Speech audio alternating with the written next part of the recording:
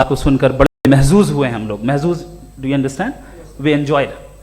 Okay, अब थोड़ा सा लॉजिकली उसको हम लोग देखते हैं। दरअसल हम लोगों ने कल गुजारिश की थी मुफ्ती साहब से भी, जावेद साहब से भी, कि हिंदुस्तानी ज़बान आम फहम सबको समझ में आ जाए और जहां कहीं आप मुश्किल शब्द इस्तेमाल करें वहां बताते भी चलें। Thank you. तो सबसे पहले हमारे रिस्पेक्टेड जावेद साहब ने हवाला दिया कि खुदा फानी है। कितने मजहब आगे चले गए, किसी ने जुपिटर को खुदा माना, किसी ने किसी को माना। मैं कहता हूं जिसने कॉन्टिंजेंट चीज को खुदा माना, गलत माना, वो खुदा ही नहीं, वो खुदा ही नहीं है।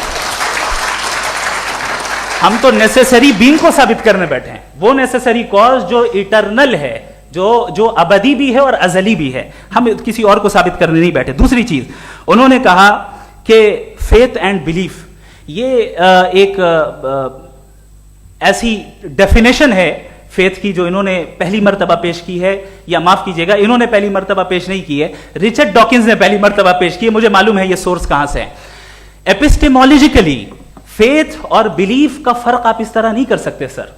फेथ सही भी होता है, गलत भी होता है। बिलीफ सही भी होता है, गलत भी होता है।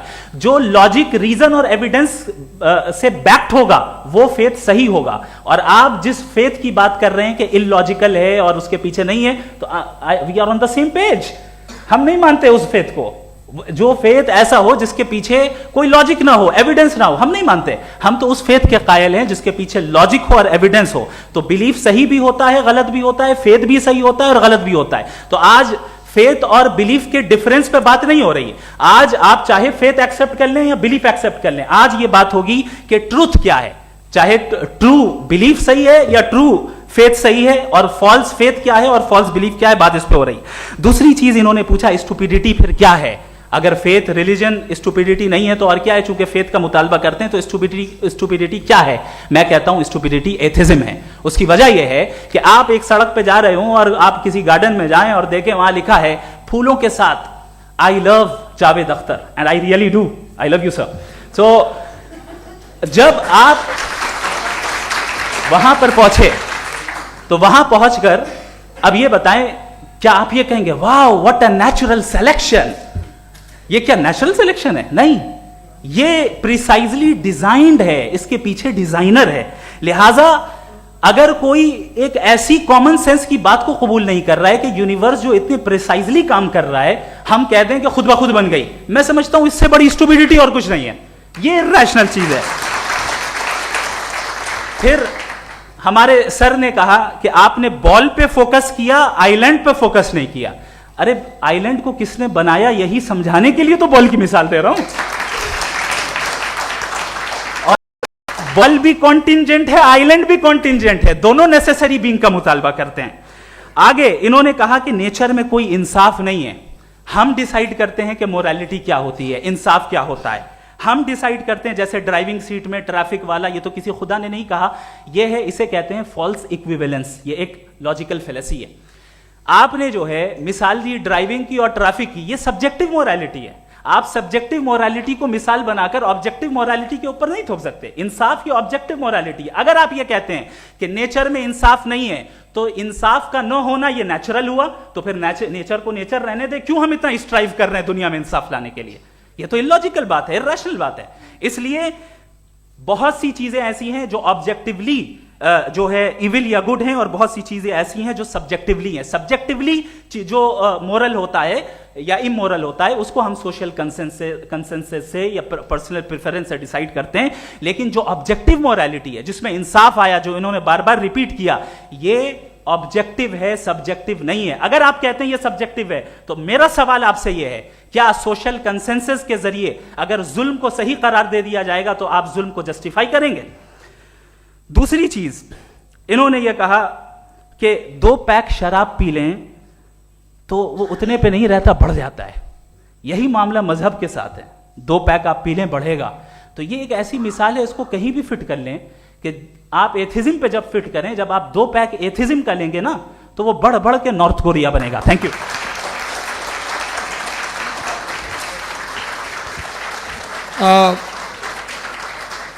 फर्स्ट राउंड की रिबटल के लिए मैं जावेद साहब को इनवाइट कर रहा हूं। आपके पास 7 मिनट का वक्त है, रीसेट कर दीजिएगा प्लीज।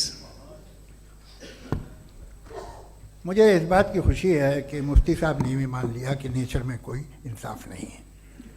तो कोई भी चीज़ जो इंसान ने नहीं बनाई है उसमें इंसाफ नहीं होता है। एक बात मैं आपसे अर्ज़ करूँ, जरा पता लगा लीजिएगा, ये जो आप बाग में जाते हैं बेहद खूबसूरत फूल देखते हैं ना, इनमें से कोई नेचुरल नहीं है। ये सारे फूल क्रॉस करके बनाए गए हैं। जो जंगल में फूल होते हैं नहायत मामूली होते हैं, ये फूल इंसानों ने बनाए हैं।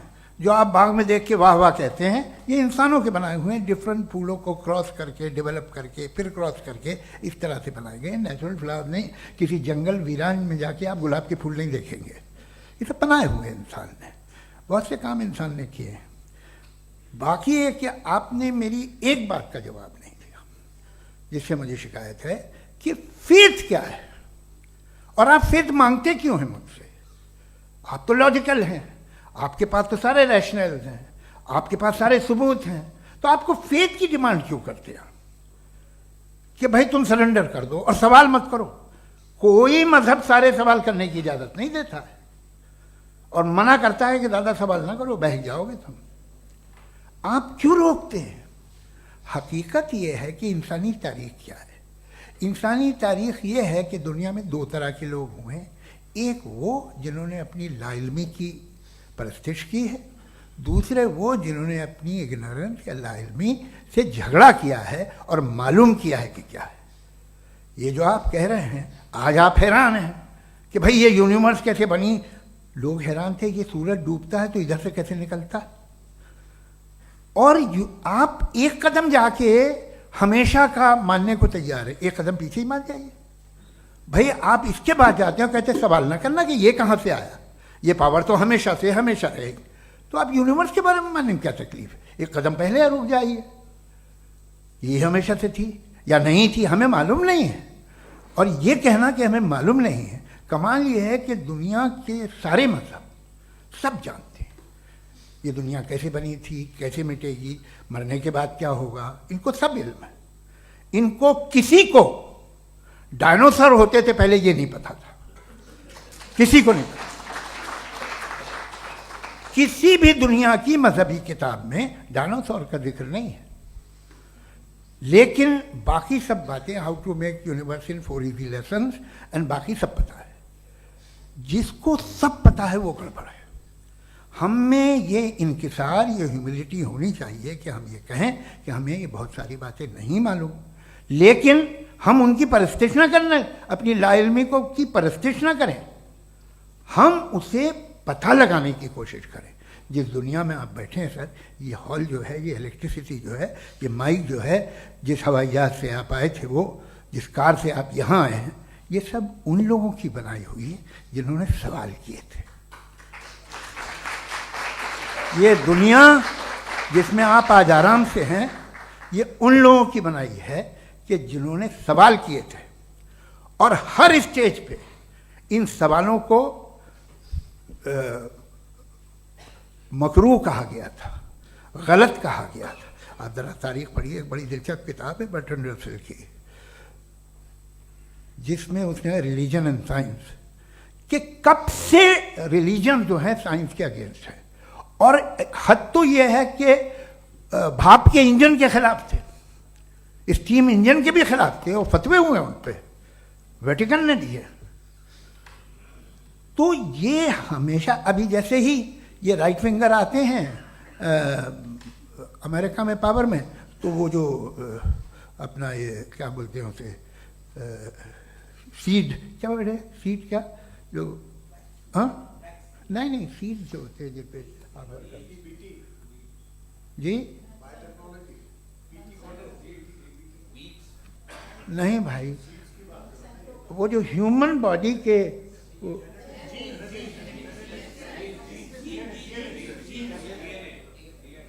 उस पर रिसर्च बंद हो जाती है, रिपब्लिकन नहीं करने देते। अरे भाई इतना डर क्या है तुम्हें? एक ज़माने में बहुत नाराज थे ये सारे मजहबी लोग कि ये इंसान तो इंसान बनाने की कोशिश कर रहा है। आपको क्या तकलीफ भाई, बना ले तो बना लेने दो, ये खौफ क्या है? और ये सब आज जो आप कह रहे हैं नामुमकिन है, ये कैसे हुआ? मुझे एक किस्सा याद आता है। जब मैं 6ठी क्लास में था तो मैं मैथमेटिक्स में बहुत वीक था, तो एक टीचर रख दिया गया, उसने 1 2 3 4 5 6 7 को सिखा दिया मुझे। वो दिन मैं भूल नहीं सकता हूँ मुफ्ती साहब, जिस दिन उसने ये बताया कि 1/2 क्या होता है और 3/4 क्या होता है, मुझे ऐसा लगा कि मेरा सर बीच से फट जाएगा। ये आदमी कह रहा है कि जो दीवार के अंदर जाओ वॉक करते हुए। आज हंसता हूँ मैं इस बात पे। तो आज जो बातें आपके जहन से बिल्कुल परे हैं और आप हैरान होते हो उन्हें देख के, एक वक्त आएगा कि मामूली लगेंगे। और हुआ है, आपकी इंसानी तारीख ही है। इतनी जल्दी सारे फैसले आप मत कर लीजिए, थोड़ा ये ह्यूमिलिटी रखिए कि भाई ये हमें नहीं मालूम। ये कहने में क्या है, ये यूनिवर्स कहाँ तक फैली, ये कब से है और कब तक रहेगी, हमें नहीं मालूम। आपने फैसला कर लिया कब बनी। ये आपके हिसाब से कोई 14 बिलियन ईयर बनी जो समझा जाता है। उससे पहले हजारों करोड़ों अरबों साल तक खुदा बैठा क्या कर रहा था? खामोश बैठा था, ऐसे ही जमाइयाँ ले रहा था। फिर आइडिया है, यार एक काम करते, वक्त अच्छा गुजर जाएगा, यूनिवर्स पर आपसे सोचिए। वो तो हमेशा से है ना, मगर यूनिवर्स हमेशा से नहीं है, ये तो बनाई गई है। और उससे पहले क्या था, इनका क्या काम था? कैसी बात है, ये बड़ा आसान है। जो बात हमें आज धीरे धीरे पता चली है, बरसों 2000 और 2500 साल पहले आपको किसी ने बता दिया कि क्या था, आप मान गए और तब से वही मान रहे हैं जो 2500 साल पहले कहा गया था। सब कुछ बदल गया है, सॉल्व हो रही हैं चीज़ें। अभी साइंस बिल्कुल दावा नहीं करती, या कोई फिलोसफर ये दावा नहीं करता कि हमें सब मालूम, बल्कि वो कहता है कि हमें जितना मालूम होता है उससे ये मालूम होता है कि हमें कितना कम मालूम। तो हम अपनी जहालत से लड़े, उसकी परस्तिश न करें। जी, time. Thank you so much. मैं तर्कों की इस श्रृंखला में राउंड 2 के लिए मुफ्ती साहब को आमंत्रित कर रहा हूँ। आपके पास एक बार फिर से 7 मिनट का वक्त है। शुक्रिया। जनाब जावेद अख्तर साहब कई मर्तबा दोहरा रहे हैं कि फेथ का मतलब बताइए, फेथ का मतलब बताइए। मैंने बता दिया, फेथ सही भी होता है, गलत भी होता है। और आज हम फेथ पे बात नहीं कर रहे, हम ट्रुथ और डज गॉड एग्जिस्ट पे बात कर रहे हैं। क्या डज गॉड एग्जिस्ट, ये ट्रुथ यानी गॉड है या नहीं है, इसमें से दोनों ट्रुथ क्या है। अब आप उसे फेथ कह लें, बिलीफ कह लें, नॉट माई बिजनेस। उसके बाद आपने कहा कि भाई सवाल करने से मजहब रोकता है। मैं कहता हूं जो रोकता है वो रोकता होगा, मैं नहीं रोकता। बल्कि सवाल करें, सवाल करना चाहिए। सवाल कर करके तो हम आगे बढ़ते हैं, तरक्की करते हैं, और इसीलिए मैं आज यहां पे आया हूं। लेकिन सवाल सिर्फ खुदा से नहीं होगा, आपसे भी होगा। सवाल एथिज्म से भी होगा, सवाल सिर्फ मजहब से नहीं होगा, सबसे होगा। और आज मैं सवाल करूंगा और उम्मीद है कि आप जवाब देंगे। अभी तक आपने वैसे कॉन्टिंजेंसी आर्ग्यूमेंट का कोई जवाब नहीं दिया। चलें, आपने कहा यूनिवर्स के बारे में इटर्नल क्यों नहीं बोल देते। ये चूंकि लॉजिकली पॉसिबल ही नहीं है कि यूनिवर्स इटर्नल हो। यूनिवर्स एक कॉन्टिंजेंट चीज है जो टाइम एंड स्पेस के पाबंद है, टाइम एंड स्पेस से बाउंड है। जो टाइम एंड स्पेस से बाउंड होगा वो कॉन्टिंजेंट होगा, जो कॉन्टिंजेंट होगा वो उसकी बिगिनिंग हुई होगी, जिसकी बिगिनिंग हुई होगी वो इटर्नल नहीं हो सकता। ये तो कॉमन सी बात है। आपने कहा कि किसी मजहबी किताब में डायनासोर का जिक्र नहीं है। अफसोस कि आज तक किसी मैथमेटिक्स के किताब में मुझे डायनासोर का जिक्र नहीं मिला। तो इसका मतलब मैथमेटिक्स की किताब बेकार है? नहीं, उसका वो टॉपिक नहीं है। रेवलेशन का और मजहबी किताबों का टॉपिक ये नहीं है कि आपको आके बताए साइकिल कैसे बनाते हैं, या आकर ये बताएं कि जो है डायनासोर कब था। वो तो मोरालिटी सिखाने आया है, गॉड के बारे में बताने आया, नॉन फिजिकल रियलिटी की हकीकत को सिखाने के लिए आया। रिलीजियन साइंस को रोकता है? नहीं रोकता। अगर रोकता है तो गलत करता है। रिलीजियन साइंटिज्म को रोकता है, जिसमें हमारे जावेद साहब मुब्तला हैं। साइंस और साइंटिज्म में फर्क है। साइंटिज्म यह है कि आप समझें कि साइंस और साइंटिफिक मेथोडोलॉजी ये नॉलेज को हासिल करने का वाहिद सोर्स ऑफ नॉलेज है। यह है साइंटिज्म। हम इसे रिजेक्ट करते हैं। हम साइंस को तो तरक्की करते हैं। भाई आप हमारी पूरी तारीख कर लें, पढ़ लें तो आपको पता चल जाएगा। बहरहाल ये अलग टॉपिक है। उसके बाद इन्होंने एक लफ्ज कहा, वेटिकन ने फतवा दिया। वेटिकन का फतवे से कोई ताल्लुक नहीं है, दोनों कॉन्ट्राडिक्टरी अल्फाज हैं। उसके बाद उन्होंने कहा कि भाई हमें नहीं मालूम। अगर नहीं मालूम तो क्लियरली कह देना कि नहीं मालूम है, इसमें क्या हरज है। तो वही तो मैं कह रहा हूं ना कि आप कह दें कि नहीं मालूम, लेकिन क्लेम क्यों कर रहे हैं कि गॉड एग्जिस्ट नहीं कर रहा है। आप कह दें नहीं है, हो सकता ना हो, लेकिन आप क्लेम कर रहे हैं। The moment you say not exist, this is a claim and now the burden of proof is upon you to, जैसे हमारे ऊपर है। और क्यों है मैं बताता हूं, क्यों है ये भी मैं बताता हूं। फिलोसॉफिकली जो क्लेम होता है ना, सिर्फ ये नहीं होता कि इंसान कहे पॉजिटिव क्लेम करे और नेगेटिव क्लेम करे तो बर्डन ऑफ प्रूफ नहीं है। आप मिसाल के तौर पे मैं कहूं कि फुला उस कमरे में कोई नहीं है, मैंने एक नॉलेज का क्लेम किया है। उस कमरे में कोई नहीं है, मैंने एक नॉलेज का क्लेम किया। या तो मैं कहूं मुझे नहीं पता, हो भी सकता है नहीं भी हो सकता है, this is not a claim. लेकिन जब मैं कह रहा हूं कि वहां कोई नहीं है या मैं कह रहा हूं वहां कोई है, दोनों क्लेम है और दोनों के ऊपर बर्डन ऑफ प्रूफ है। हमारे ऊपर भी बर्डन ऑफ प्रूफ है, मैंने कंटिजेंसी आर्ग्यूमेंट दिया, इसे तोड़कर दिखाइए। आखिरी चीज, इन्होंने कहा कि खुदा दुनिया बनाने से पहले 150 साल पहले या करोड़ों साल पहले क्या कर रहा था। अरे हजरत, चलें बहरहाल मैं जवाब दे देता हूं, आप हमारे रिस्पेक्टेड पर्सनालिटी हैं, अगर आप नहीं होते तो मैं ऐसे एंटरटेन ही नहीं करता। टाइम, ये 100 साल पहले या 100 साल बाद, पहले बाद में अभी, ये वो अल्फाज हैं जिनका ताल्लुक टाइम से है। टाइम शुरू ही हुआ है यूनिवर्स की बिगिनिंग के बाद, तो उसके पहले खुदा क्या कर रहा था, सवाल इलॉजिकल है, ये फेलेसी है। यानी आप ये कह रहे हैं कि यूनिवर्स के बनने से पहले खुदा क्या कर रहा था, टाइम के बनने से पहले, पहले का ताल्लुक टाइम से, टाइम उस वक्त था ही नहीं, तो ये सवाल ही इनवैलिड है खुदा के ताल्लुक से।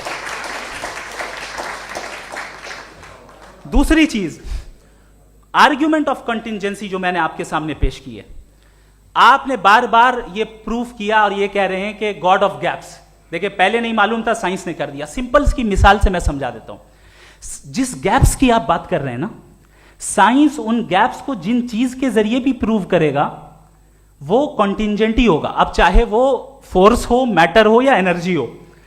लिहाजा सवाल हमारा उस वक्त भी वैलिड होगा जब तक कि आप नेसेसरी बीइंग पे ना आ जाएं, और इन्फिनिट रिग्रेस पॉसिबल नहीं है of causes in practical world, तो जाहिर है कहीं रुकना पड़ेगा, जहां रुकेंगे वही खुदा है।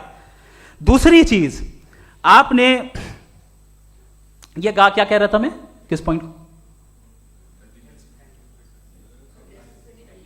What? Oh no, after that, just now. हाँ, जहां रुकेंगे वही खुदा है। बहरहाल, तो टाइम का जिक्र हो गया, गॉड ऑफ गैप, सॉरी, या इसकी एक मिसाल आप ले लें। एक कार है, एक साहब ने देखा कि भाई कार जो है उसके व्हील्स कितने अच्छे लगे हुए हैं, सही जगह पे, स्टीयरिंग जो है कितने अच्छे जगह पे लगी हुई है, और सीट्स कितने वेल डिजाइंड है, कितनी प्रिसाइजली ये कार काम कर रही है, तो जरूर कोई ना कोई इसे क्रिएट किया है, किसी ने क्रिएट किया है। अब जावेद साहब आए और कहे अरे जनाब बोनेट खोलिए, इसमें इंजन है, इंजन इस कार को चला रहा है, hence prove no one has created the car. This is illogical, this is irrational. आपने इंजन के जरिए उस गैप को तो साबित किया, लेकिन क्या उससे कार की जो क्रिएशन है और उसका जो क्रिएटर है ये इम्पॉसिबल हो जाए, ऐसा पॉसिबल है? उसका सवाल खत्म हो जाए, ऐसा पॉसिबल है? नहीं। आपने गैप्स को फिल करके, कॉन्टिजेंट चीजों से गैप्स को फिल करके हमारे ऑब्जर्वेशन को और ब्रॉड कर दिया। अब हमें और पता चल गया कि ये जो कार है इसका सिस्टम कितना ज्यादा कॉम्प्लेक्स है। पहले कम समझते थे, अब कॉम्प्लेक्सिटी और ज्यादा वाजे हो गई। अब हमें समझ में आ रहा है कि हमारी सर्टेनिटी और बढ़ गई कि जरूर इस कार को किसी ना किसी ने बनाया। यही मामला यूनिवर्स का है। साइंस हमेशा फिजिकल वर्ल्ड की चीजों को ही फिल करती जाएगी और फिजिकल चीजों से ही करती जाएगी, चूंकि एम्पेरिकल एविडेंस का ताल्लुक फिजिकल वर्ल्ड से है। आप साइंस के जरिए मेटाफिजिकल रियलिटी को कभी साबित नहीं कर सकते। ये रॉन्ग टूल का इस्तेमाल करना है। ये वही काम है कि आप मेटल डिटेक्टर से प्लास्टिक डिटेक्टर करने चलें, जो कि जाहिर है सही नहीं है। Thank you.